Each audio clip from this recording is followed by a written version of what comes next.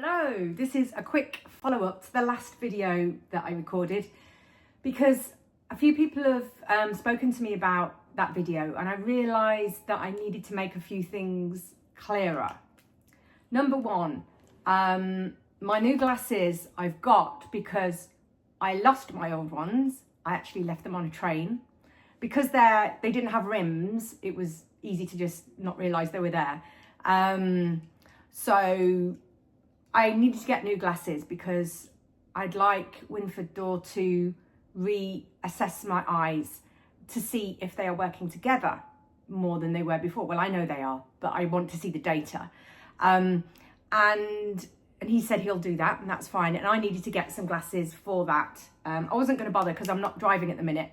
I only need them for long distance.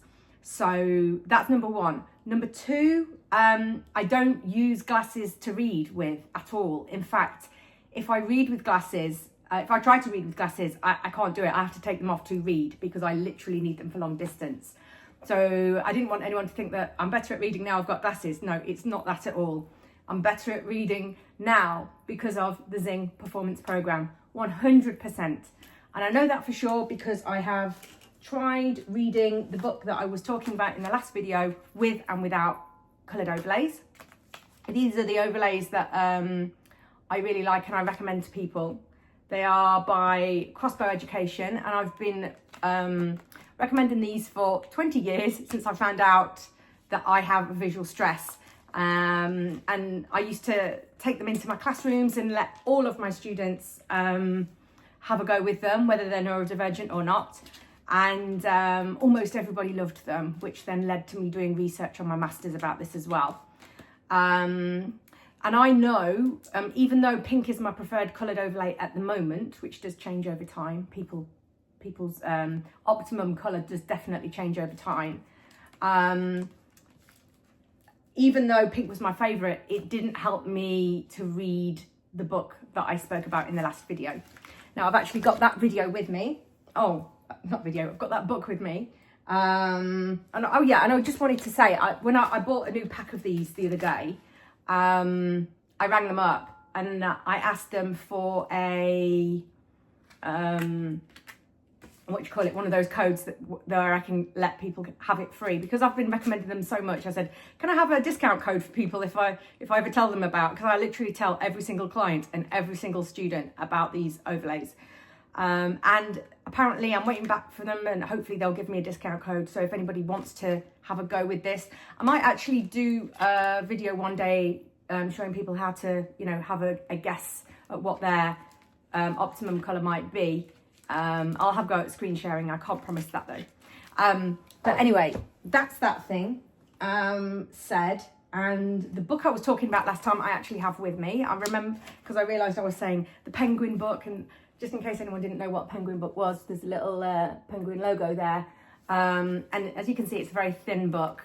So this is the book that my brother bought me, that for years I've been looking in and wanting so desperately to read and was not able to. And I didn't ever tell my brother because I felt bad that he went to the trouble to buy me a book and then I hadn't read it. So I felt a little bit guilty for not reading it.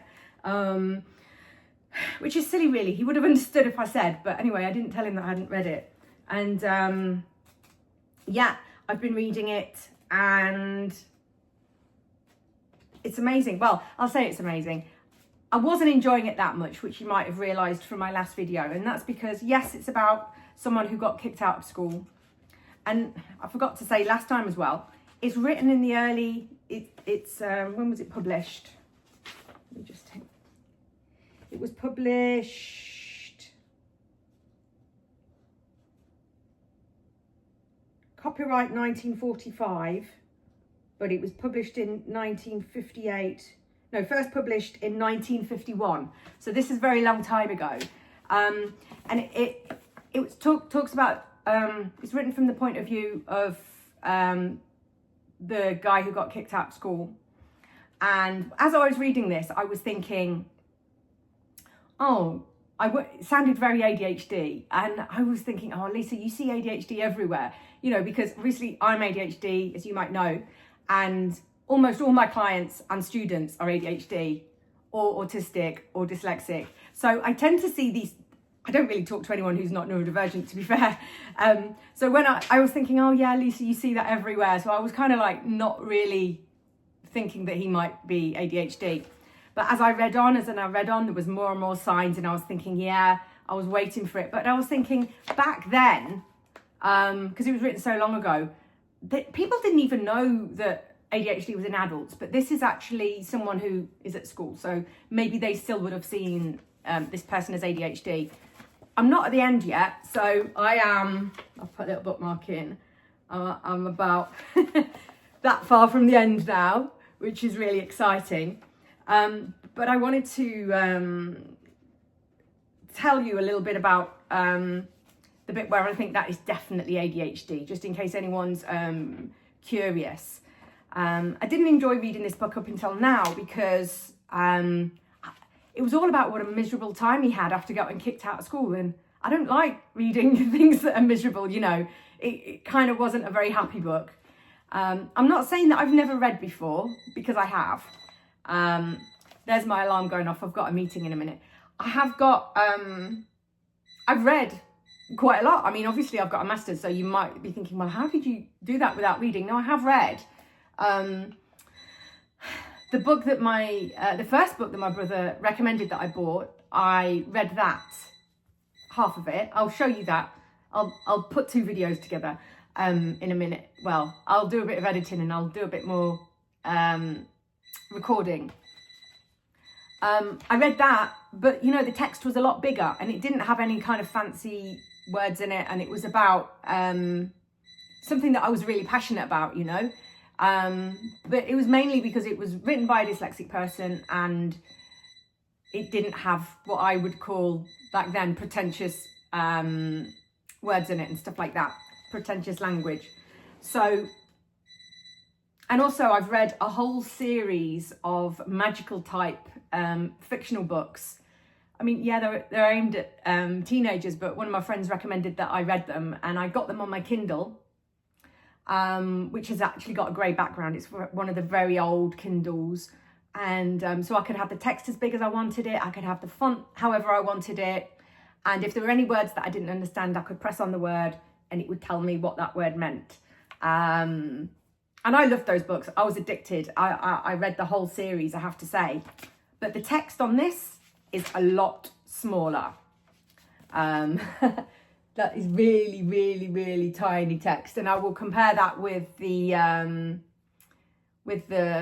Gift of Dyslexia book that my brother recommended that I read first when I said that I thought that I might be dyslexic. So just so you can see the difference. And how long have I got? I've got a bit more time. I wanted to say that, yes, I've been reading this in the morning and before I go to bed.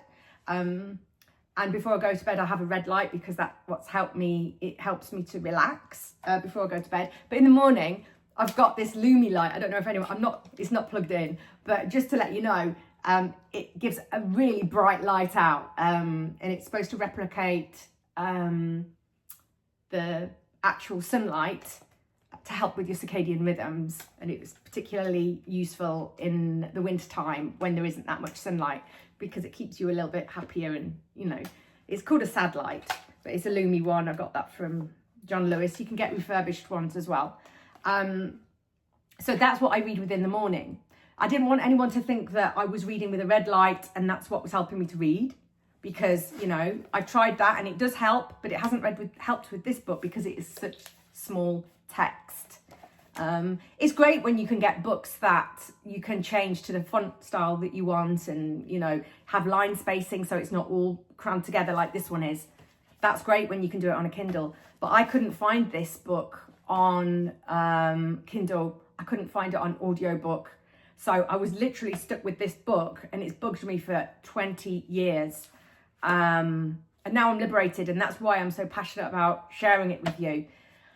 I've literally got to go because I've got a meeting, but I am going to edit this and tell you the rest of the story. Take good care. I have got the book, The Gift of Dyslexia. This is probably the first book that I read, I don't know, after maybe ever. I remember reading some of a book when I was at school, I think. I don't know, it's a vague memory, maybe not. Yeah, this book. This is not the actual book that I bought all those years ago, because I've bought so many copies of it in the past and given it away and never got it back, so I always end up buying a new one. This is the new edition, revised and enlarged. So it might have been slightly smaller text, but I remember it being spaced out nicely and the words looking quite good. I've just got it here to compare it to the text in the book that my brother bought me, that I was talking about, which I don't know if you can see how different it is. It's a lot smaller, and I actually haven't even read all of this book, I've got to say, because some of it, as you can see, is about doing exercises, bits and bobs. I haven't read any of that because you needed someone to do it with, and in all these years I've been hoping to find someone to help me do these exercises, or I could at least do the exercises on someone else, but that's never happened. And you know, I've met loads of people that I could have asked, but I didn't for whatever reason. And now I know I'm ADHD, I realise probably sitting down and doing these exercises was probably never going to happen for me, which is why I like the Zing Performance Program so much, because you've got an app to follow and it keeps you accountable and it tells you how much you've done of the program. By the way, I've done 91% of the program, so I'm not a perfect client, but I think 91% is not too bad from I don't know, what is it now, about 11 months. It's not bad, is it? So I'm happy with that. Realizing I keep saying I'm gonna try and stop doing that. Yeah, this book, brilliant. I recommend it, definitely. It's the one that made me want to be dyslexic, and I did understand it because, like I say, the text is bigger, and it was relatively easy to read, and I was interested in reading about dyslexia, which is great. Yeah, look, here's some of the exercises in there. You do it with someone, and it's aimed at kids anyway. It's not even aimed at adults, so I suppose I didn't really think it would help me because I'm an adult.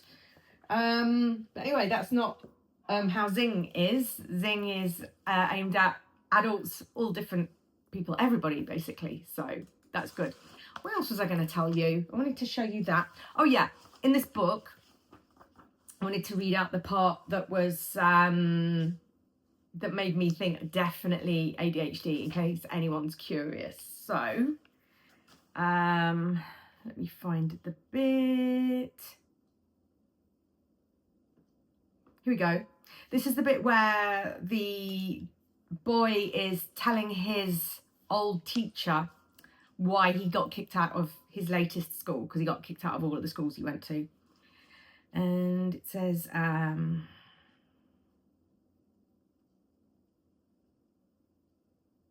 it's this course where each boy in class has to get up in class and make a speech. You know, spontaneous and all. And if the boy digresses at all, you're supposed to yell digression at him as fast as you can. It just about drove me crazy. I got an F in it. Why? Oh, I don't know. That digression business got on my nerves. I don't know. The trouble with me is I like it when somebody digresses. It's more interesting and all. You don't care to have someone stick to the point when he tells you something? Oh, sure. I like somebody to stick to the point and all, but I don't like them to stick too much to the point. I don't know. I guess I don't like it when somebody sticks to the point all the time.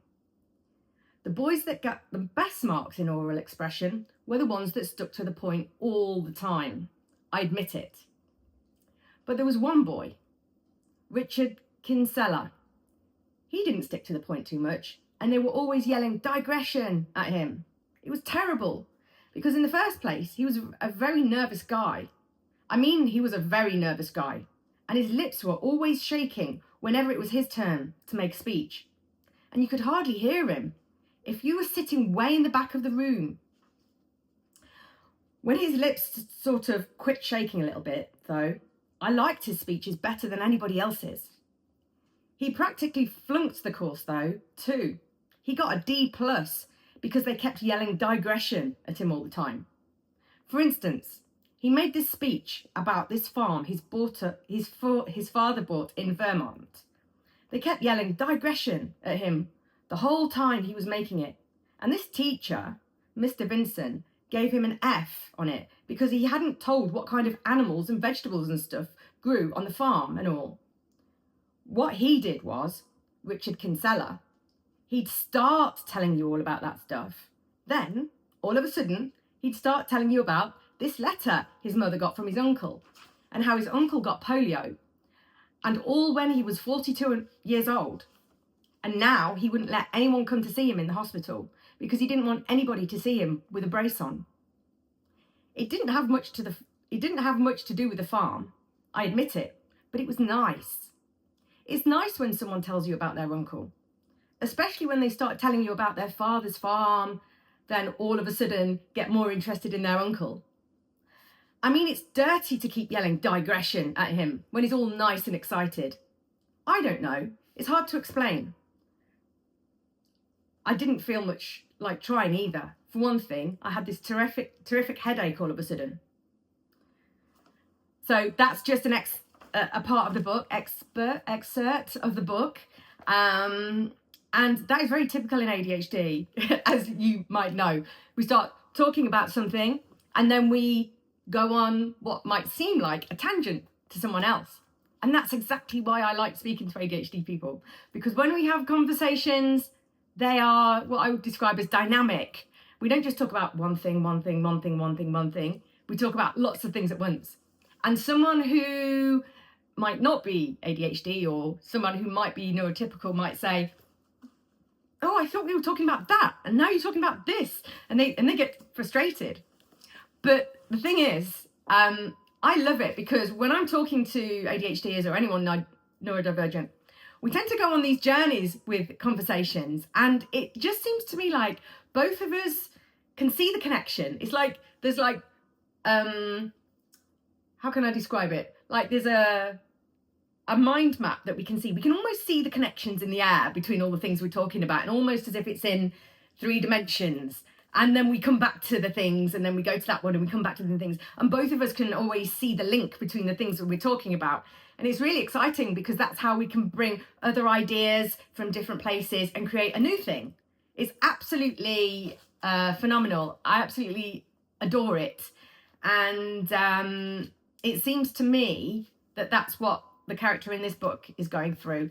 Another thing I wanted to share about the book is... what was the bit? It was something about, the same teacher that we had a conversation with said that, because he was telling that teacher how depressed he felt and how low he felt and all these terrible things. And the teacher just said, look, I don't know how long you're gonna, survive. I think you're on a really, really low downward spiral. And you're certainly not the first one to feel like this. And a lot of people who have the same problems with other people feel like this. And he said, some of them, luckily, do study and they are able to then write about these things and share it with others. And he was basically trying to inspire the character in this book, the main character, to write about his experiences to then pass on to other people. Because the teacher was saying that then it becomes history. And then it helps other people. And I've got to admit, at that point, I got a little bit teary. I did actually have a little bit of a cry because since I found out about my dyslexia 20 years ago, I mean, I've only known I'm ADHD for about 1.5 years or about a year, something like that now. But when I first found out about my dyslexia, I was so determined that I was going to share what I knew on YouTube and give everybody all this free information. And I just didn't have the confidence to do it. I just felt so small and, a bit like how this character is describing himself. I think that's why I didn't like reading it a lot, because I could really relate to the character. And anyway, that's what I've always wanted to do, and to share this knowledge with other people. And obviously I've made this YouTube channel now, which I'm going to be sharing free tips and tricks and stuff like that on here as soon as I get some time, but it's definitely on the way, and I'm going to be offering free stuff, as I said before. And yeah, I'm also writing a book, so that really struck a chord with me as well. And I've actually interviewed a friend of mine recently as well, and she's writing a book. That's how we became friends. And yeah, I interviewed her. I'm going to upload that video. And the reason I interviewed her and I captured that information was because we were just having a general chat. Nothing was planned. And then all of a sudden she started to say that she thought she might be ADHD. And I just asked her if I could capture it on the podcast to share with others, because I knew it would help people, because, you know, I've seen that happen so many times, but I've never actually seen somebody in real time realize that they might be ADHD. So I thought that would be awesome to share with people. So yes, I promise you I will get that podcast sorted soon and then upload it and share it with everybody. I think that is it. I've got another meeting coming up, so I need to rush off really, but I just wanted to apologize. I rewatched the video before I started filming again, and the overlays that I talked about, these ones, I said the word free by mistake, and I didn't mean free. I meant money off. It would be great if they gave them away free, but sadly these things aren't free. In this particular pack there's 16 colours. A lot of people get given overlays to look at. I mean, I did in my dyslexia assessment, and they might be given like, I don't know, 4 or 3, and if any of these few colours don't work, the person goes away and goes, no, colour doesn't work for me, someone check me.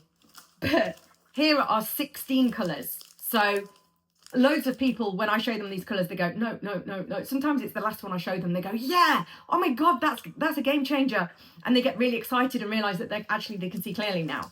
So I just wanted to tell you that. And the company that changed my life, that helped me with my master's research, they didn't just use 16 colours, they used all the colours in the rainbow, and they timed me reading with every single one. Well, when I say that, if I read slower with yellow, they stopped putting yellow in. If I read faster with blue, they put more blue in until they found my optimum colour.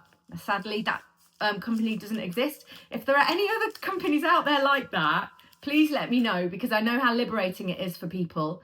Having said that though, now I've done my Zing Performance Program, maybe overlays aren't, I don't know, maybe it's not a thing. I don't know.